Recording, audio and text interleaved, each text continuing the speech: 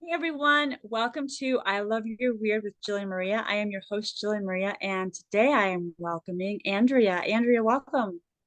Hey, Julie, thanks for having me. Absolutely. Thank you for being here. So let's just hop right in. Tell me about your weird. Okay, I personally don't think it's weird, but I fully acknowledge that a lot of people think it is. And I have pet rats, and it's not just that I have pet rats, they consume an extraordinary amount of my time and my attention and my joy. That's awesome. So I have gotten to see pictures of your babies, and they are freaking adorable. So talk to me about what prompted you getting them, like what their backstory is.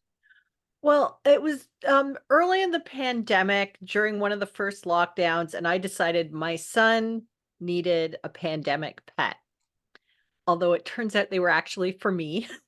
But anyway, and my husband vetoed us getting another cat because our last 2 cats were incontinent, including one managed to pee on the floor while standing in the litter box, which is a feat.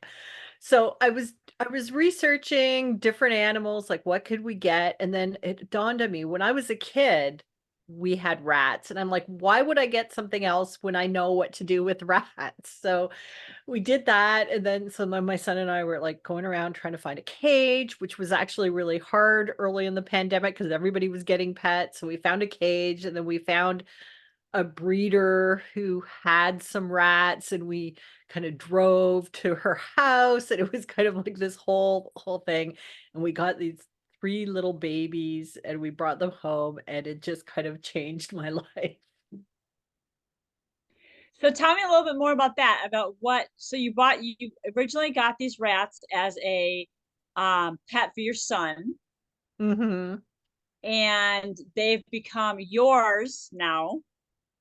Yeah, I mean, my son will play with them some, and he'll give them treats, and he helps me when I need help cleaning the cages and doing things like that, but it was really me, like, I was the one who was bringing them out every day and playing with them, and, I think I currently belong to 6 Facebook groups for rat owners, and, probably about half the pictures on my camera roll are of my rats, and I watch rat videos and I read things, and I'm embarrassed to tell you how much I've spent on, I we got a cage, and then I ended up getting, like, a much bigger cage and then, like, toys and things, and so it's just become mine.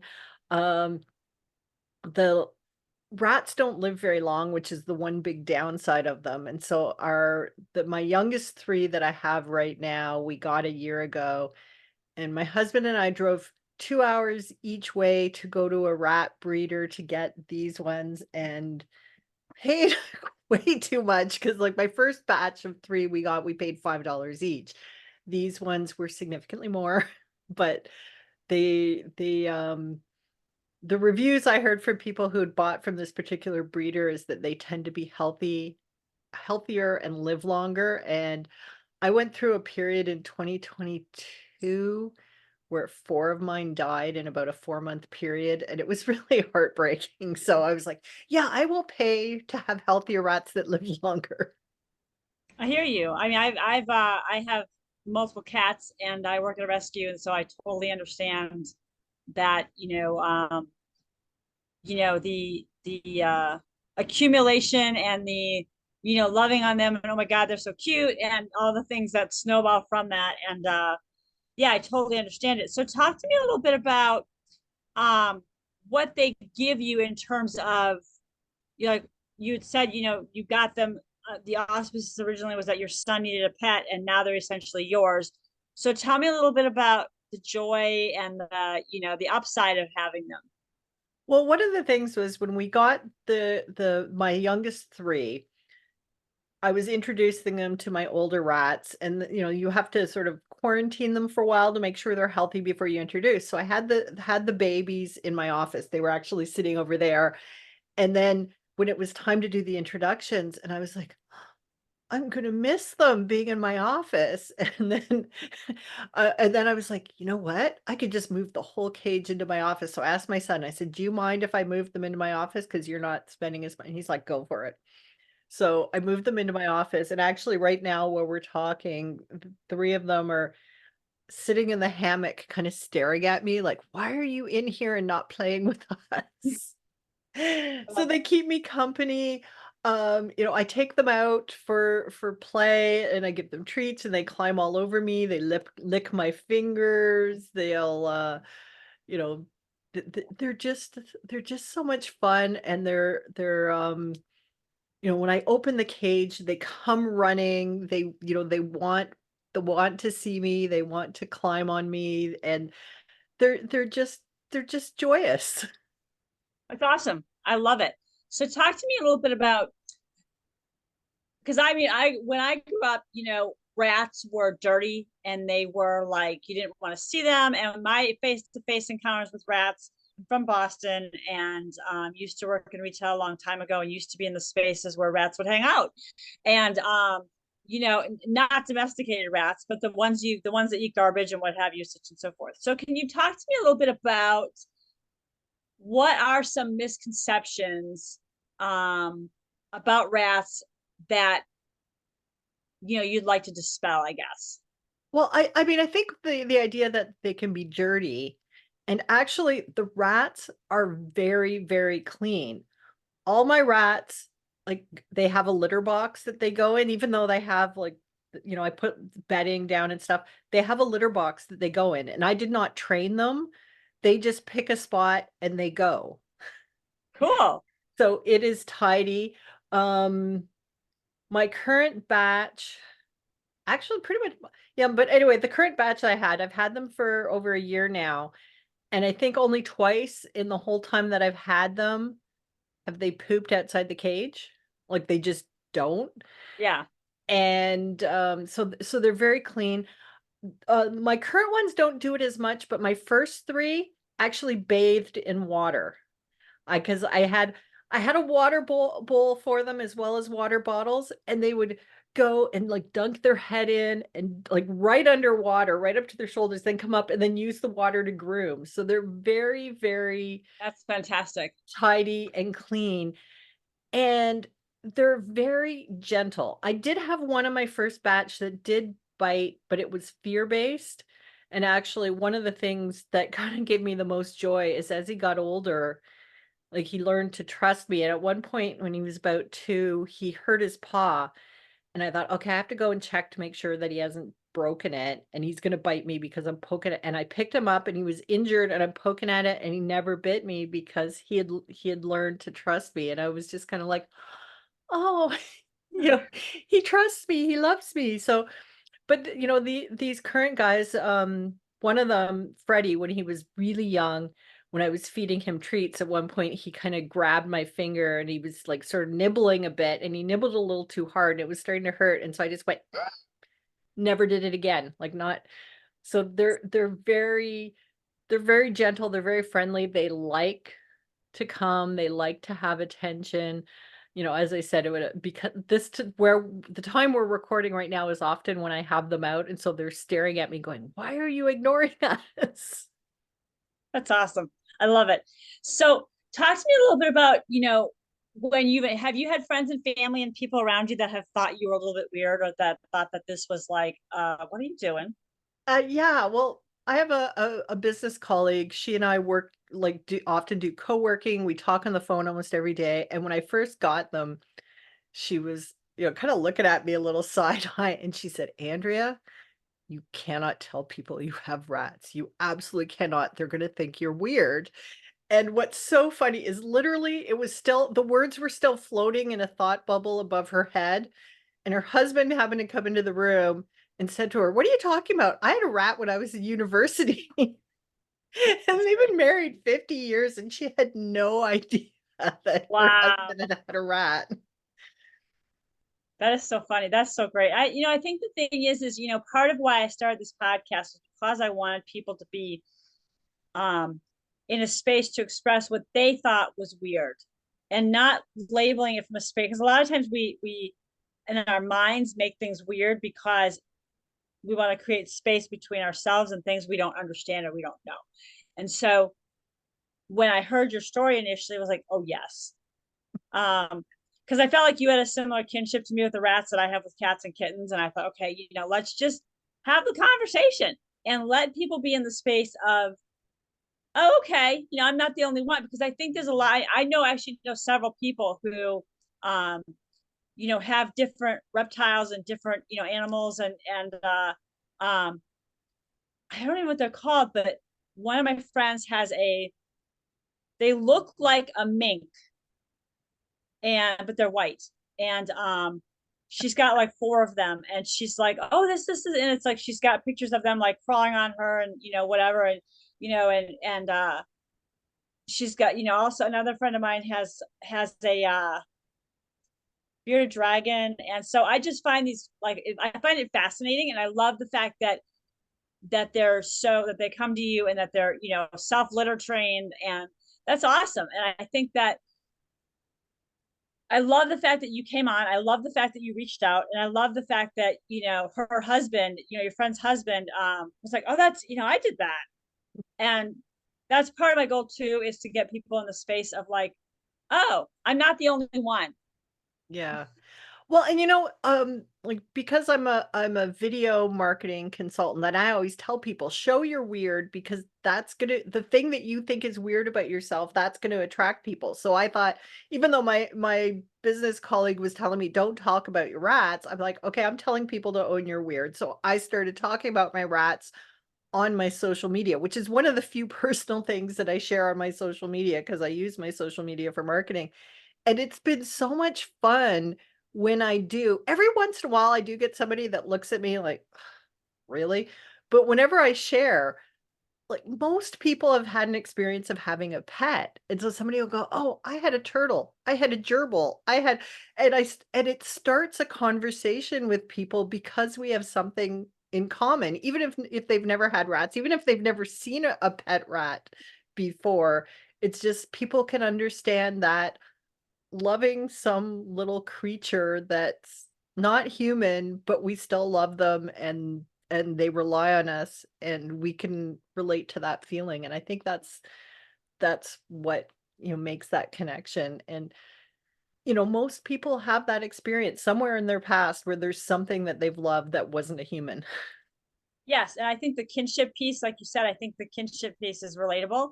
And a lot of times, people spending way too much time and money on their animals, and being in a space of, and what other people would consider too much time, because I mean, like, I work rescue, and the person who owns it, we spend a lot of money on cats and kittens. And a lot of times I'm like, listen, just get a $2 pack of hair ties from Target, or even from the Dollar Tree, and just fling them all over the house, and you just got cheap entertainment for the cats forever, as opposed to being like, let me spend $25 on toys. Like, don't do that, because those are wrecked in 2 seconds. They'll have fun forever with hair ties.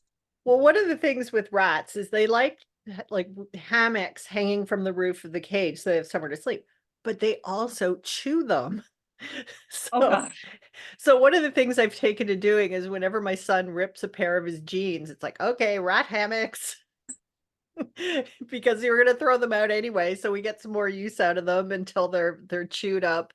And, rather than spending lots of money on, like, because you can get really nice ones, online or at the pet store, but it's like, now I just make some out of the used That is clothing. fantastic. That And my is a son's really tall, so I can get, like, depending on how I make them and how big I make them, I can get like 6 hammocks out of his jeans. So, that is so awesome. That makes my day. well, and then just recently too, I had a sheet rip, and so I ripped it up and braided it and made a rope, because I've got ropes in the cage that I've attached to the bars, and they use them like ramps, and they'll run along them and climb them and things. So it's like, yeah, you don't have to. I do confess I have spent too much money on the cage, but they love it, and it's easier to clean. And then there's another part of the weird about my rats that I haven't told you even in the pre-interview, is there's a group in the rat world that go bioactive, which means instead of having the, shavings that you change every week or two, Mhm. you have soil and then you have bugs in the soil to eat the like urine. And I've done that. Oh, interesting. That's interesting. Okay, yeah, yeah. I actually have someone was talking about worm composting and like what that, and I was like, Yeah. okay, but that is really cool. Does it work? Yeah, actually, because the soil that I have now in this cage has been there for, I guess, 2.5 years. Okay. And there isn't anywhere local to me to buy the bugs that you have to put in it. And so I was ordering the mail order, but it's hideously expensive because they have. So I've actually started raising the springtails myself because it's not hard. But at first I was like, ew, I can't do it. So I now have some pet bugs basically that I periodically add to the soil. But it's nice because the rats love to dig, and so it gives them activities. They build tunnels. I've got like a wooden bridge, and my husband made a little wooden ladder which they kind of destroyed and then buried. And then I've got some plastic PVC piping that I put in, and they've buried those and incorporated them into their tunnels. And every once in a while I'll come in and all of a sudden the they've built a hole in a new place and they've built it up high somewhere else, so that keeps them busy, keeps them active. That is so and cool. yeah, it's a lot of fun. And I know even my mom, because my mom was the one who got the rats when I was a kid. And even, when I started doing the bioactive, she's like, Andrea, what are you doing? And it's like, it's good. Okay. It makes me happy. That is awesome. And I think the thing is that again, this is just a demonstration of, you know, things we don't know, and fascinating things that we can find out and learn. And I think that it's awesome. And I love that you shared. I love learning about all the things. I'm one of those people that I feel like you could talk about rats till the cows come home, and I'm that way about cats and kittens. And I think that, and what I do for work, which is a whole different thing. But anyway, the point of fact is that I love that you shared.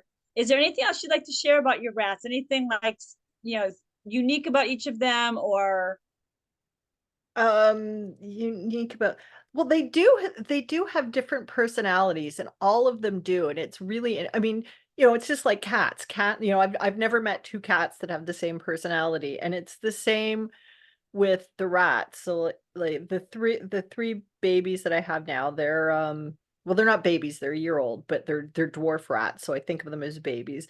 But they definitely have their own personalities. And like one of them, Freddie, when I go and give him treats, if I give him blueberries, and they all love blueberries, but if I give him a blueberry when they're sitting on their little branch when I open the cage, he'll grab it and then he'll look at me and then drop it. And then it's like this look of disgust, like, that's not a treat. That's food. I want a treat. wow, that's great. So you just brought up something really interesting. Are there different? You talked about dwarf rats. So are there different breeds and types of rats? Yeah, I don't know that they're different. I mean, there are different breeds. Like there's the African rats that they're using to like find landmines and stuff, which are really quite big. These Okay. ones, I think they're all pretty much the same. It's just breeders select for different characteristics. So for example, my first rats that I had, Riker and Truffle were 900 grams. Okay. So, almost 2 pounds. Like Mhm. they're quite big. These ones that I have are about 240 grams. So Oh they're wow, so they're tiny. they're yeah, they're quite small.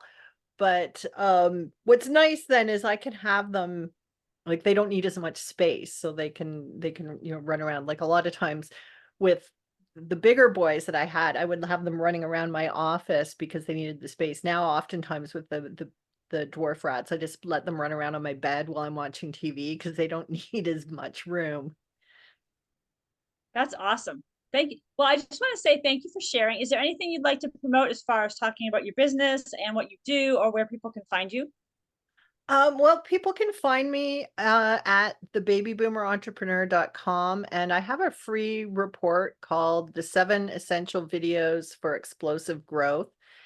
And, if you want to see my rats, follow me on Facebook or Instagram. I don't share them a lot because I use them primarily for business, but I do from time to time just because I can't not. They're so cute. They're so cute and I love them. And, I do, as I said, I belong to about 5 or 6 Facebook groups, so I don't, bore everybody with as much talking about rats as I can. But I do share it from time to time because I do believe you need to, show yourself as a real human being. And this is, one of the things that I love. And I'm not Absolutely. allowed to talk about my son on social media. So Gotcha. I hear ya. So thank you so much for coming on. Thank you for sharing this with me. And I'll see you guys soon again. Talk to you soon.